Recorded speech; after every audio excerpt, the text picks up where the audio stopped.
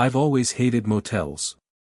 There's something about the smell of stale carpet and the low hum of fluorescent lights that makes my skin crawl. But that night, I didn't have much choice. It was already past midnight, and the nearest hotel was an hour's drive away. I was on a cross-country drive, and the fatigue was starting to take its toll. The sign for the motel flickered as I pulled into the gravel parking lot. "Welcome in," it read in crooked, neon letters. It didn't look like much, old, run down, but the price was right. I figured I'd get a few hours of sleep and hit the road again at dawn. As I walked up to the front door, a bell jingled, and I was greeted by a tall, thin man behind the desk. He didn't look like he'd seen much sunlight in a while, his skin was pale, and his eyes, well, they had this hollow look to them. "Checking in?" he asked, his voice dry like he hadn't spoken in days. I nodded, trying to keep things casual. The less I interacted, the better. "Just one night," I said, handing over my ID. He gave a slow, almost unsettling smile and handed me the key, real metal, not one of those plastic cards. "Room 12, he said, his eyes lingering on mine for a moment longer than was comfortable. "It's down the hall, last door on the left." I muttered a thanks and took the key, feeling a chill run down my spine for no reason. The hallway was dimly lit, and the old carpet squished under my boots as I walked toward the room. A strange feeling settled over me, like I was being watched.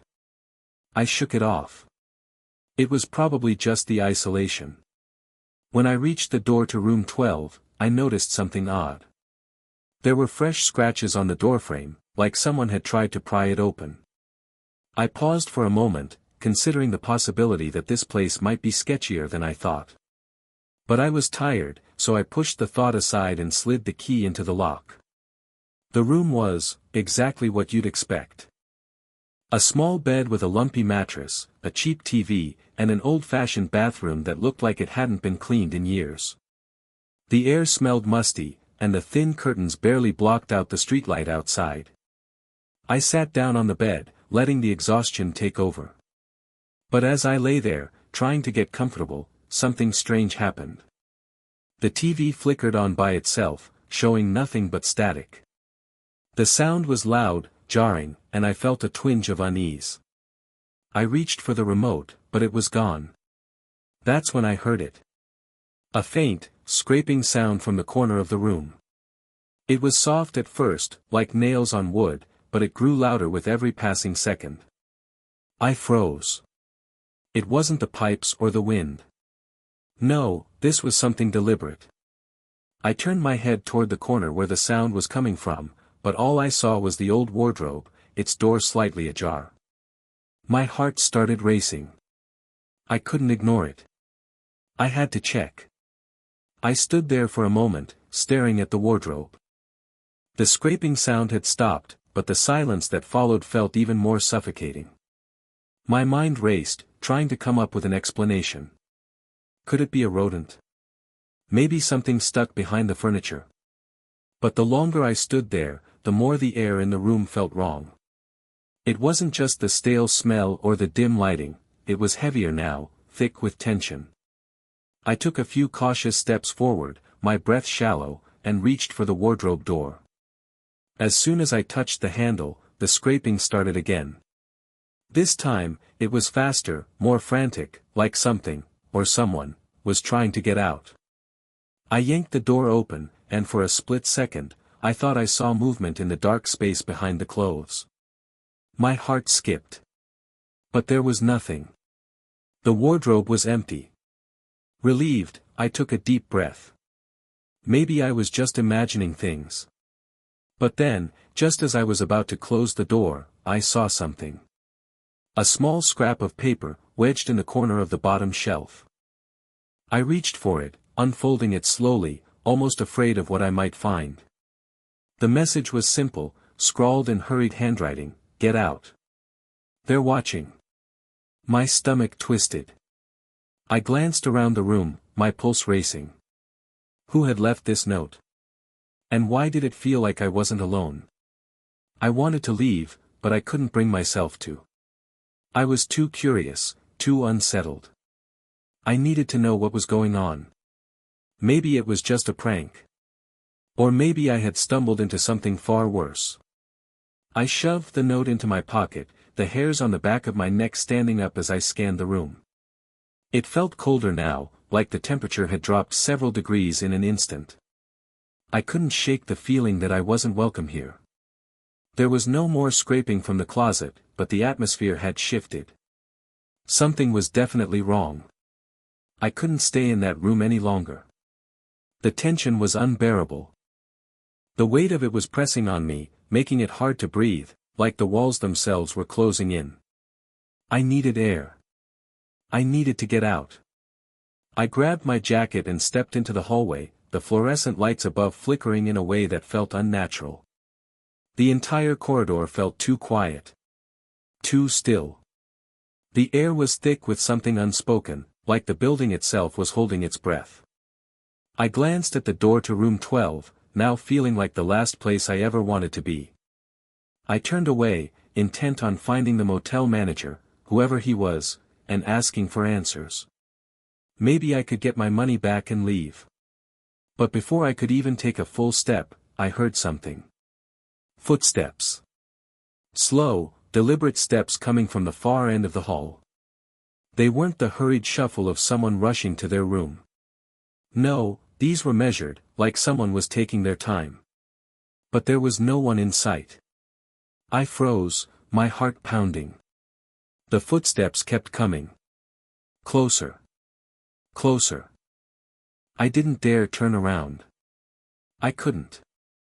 I stood perfectly still, listening to them, trying to make out any other sounds. Was it the manager? No. His office was at the front. The footsteps didn't sound like they belonged to him.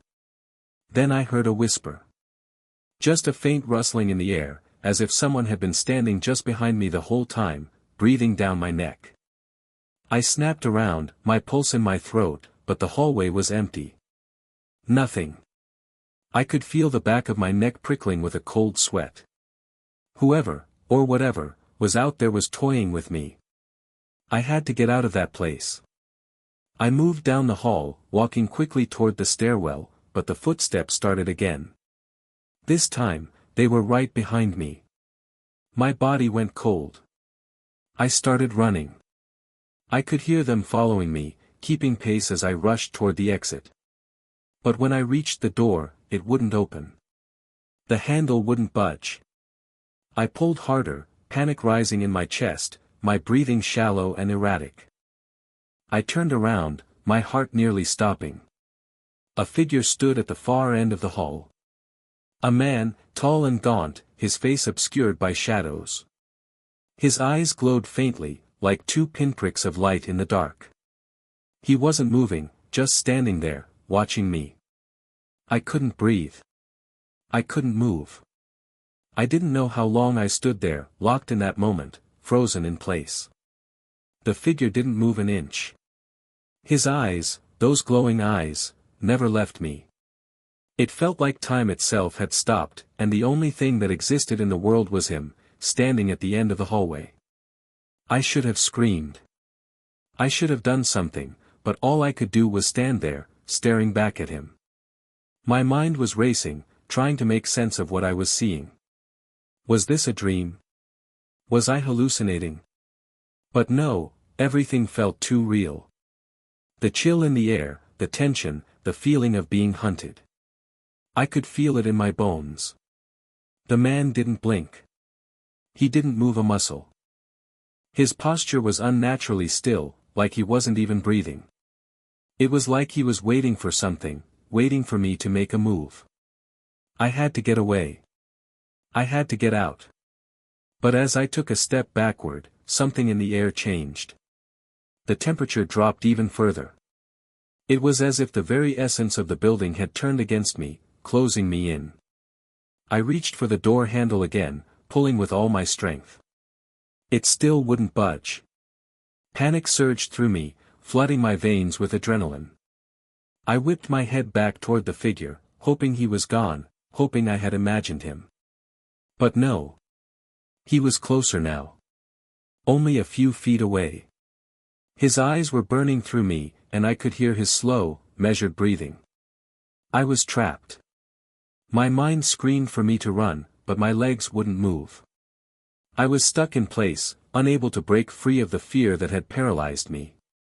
My heart was hammering in my chest, each beat a deafening reminder of my helplessness. Then, without warning, the figure raised his hand. His fingers were long, unnaturally thin, and he slowly pointed at me. The air around me grew even colder, and I could see my breath fogging up in front of me. A voice, low, guttural, like it came from the depths of some nightmare, whispered from the shadows. "Leave, now." I didn't need any more warning. My legs finally moved, and I bolted toward the stairs. I could hear the sound of footsteps behind me, echoing in the hall as I descended the stairs two at a time, my breath coming in ragged gasps. I had no idea what was going on in that place, but I knew one thing for sure: I had to leave. I hit the bottom of the stairs, my feet skidding across the old tile floor as I scrambled toward the exit. My mind was a mess, my thoughts tangled in panic, fear, and disbelief. I just had to get out of there. I didn't care where I went, as long as it wasn't back into that cursed motel. I reached the door, my hands shaking as I gripped the handle. I twisted it, desperate for escape, but again, it wouldn't budge. The lock. I hadn't noticed it before, but now it was clear. A thick, rusted bolt was across the door, holding it shut from the inside.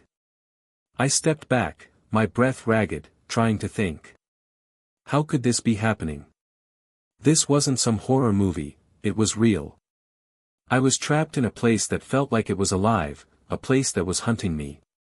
I turned around, looking for anything that could help, but the hallway was empty now. No figure, no eyes burning through me. Just silence. But the silence was worse than any noise. It was suffocating, like the air itself was waiting for something. I needed to get out. My mind was racing, and then I remembered something: the window in room 12. It wasn't much, but it was something. Maybe it wasn't too high up. Maybe I could climb out. I ran back down the hallway, ignoring the gnawing feeling that I was being watched. I reached room 12, my heart in my throat, and pushed open the door. The room was exactly as I had left it, empty, still, and silent. I rushed to the window and tried to open it, but it was sealed shut. My hands were trembling as I pulled at the frame, but it wouldn't give. I felt something behind me, cold, like a shadow slipping up my back. My skin crawled. I whipped around, but the room was empty. There was no one there. Then, I heard it. A soft laugh. Almost like a whisper, but it echoed in my mind, making my blood run cold. "You should have left," I froze. The voice was familiar, but I couldn't place it.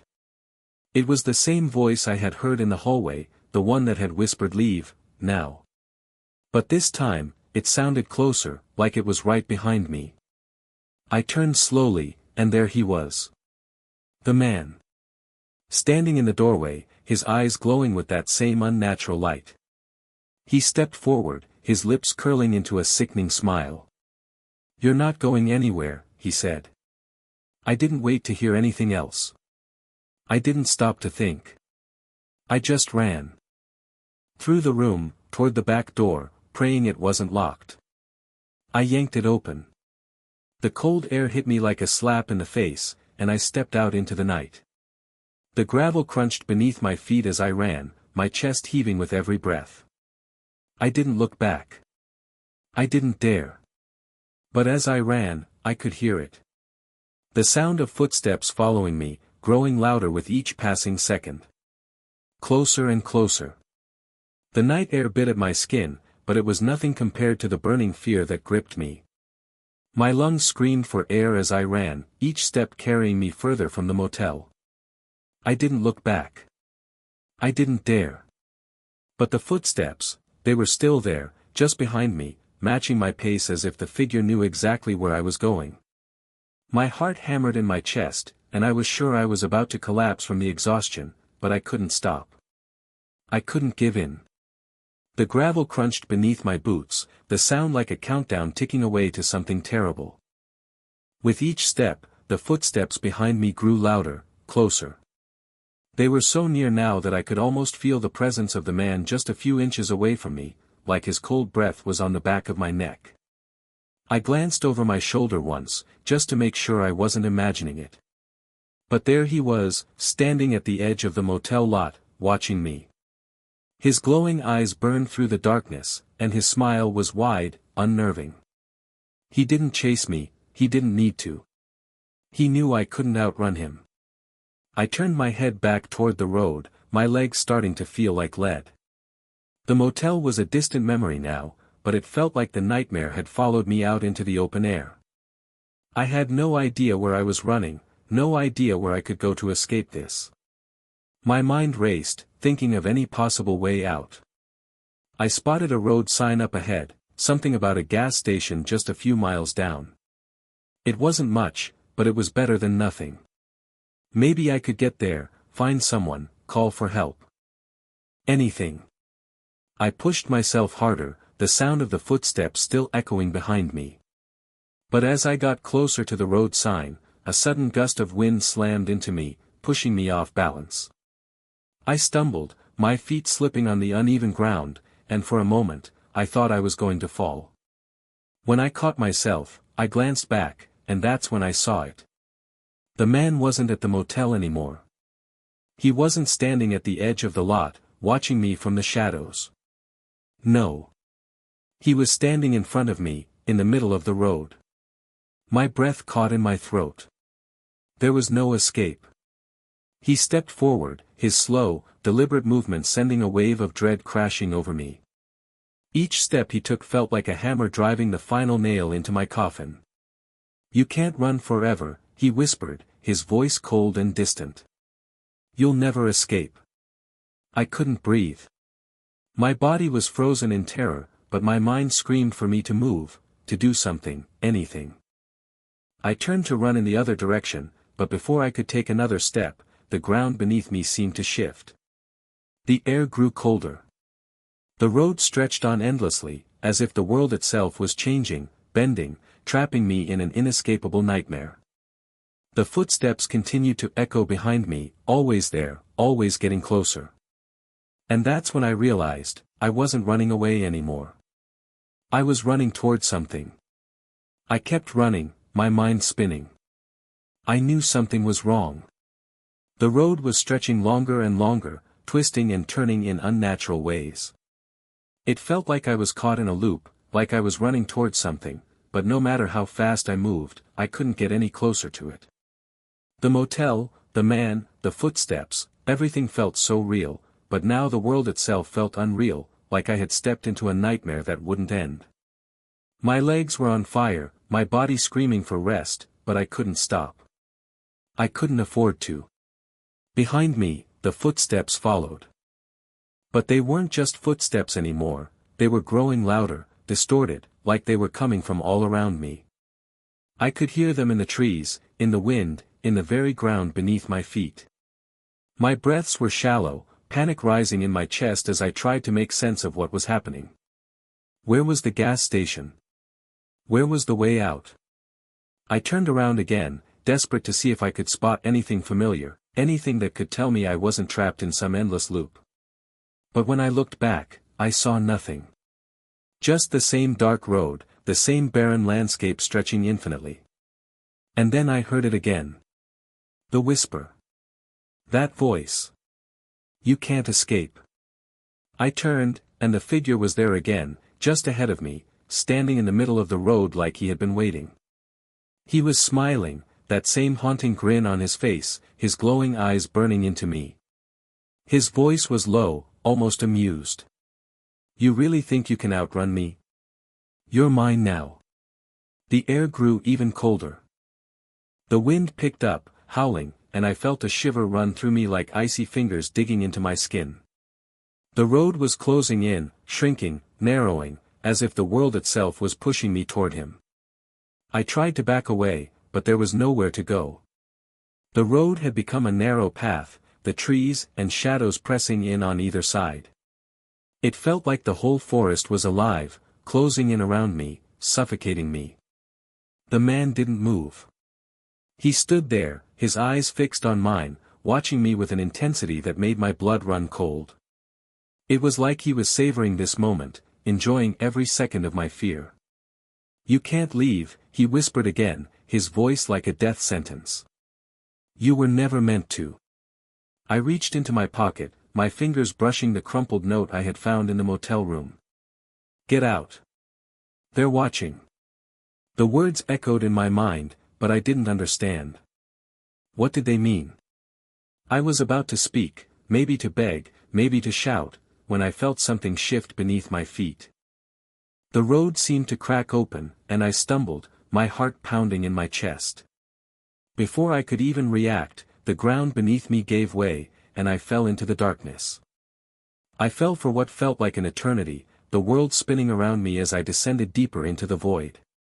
The air was thick, oppressive, and the sound of my heartbeat was the only thing I could hear, pounding in my ears. Then, suddenly, everything stopped. I hit the ground with a jarring force that knocked the wind out of me, but I barely felt the pain. The moment I landed, the darkness around me swallowed everything, leaving me blind and disoriented. I struggled to my feet, my hands trembling as I reached out, trying to steady myself in the pitch-black void. There was no light. No sound. Just an all-consuming nothingness. Then, I heard it. A low, hollow laugh. It echoed through the darkness, bouncing off unseen walls, reverberating in my skull. "Did you think you could run?"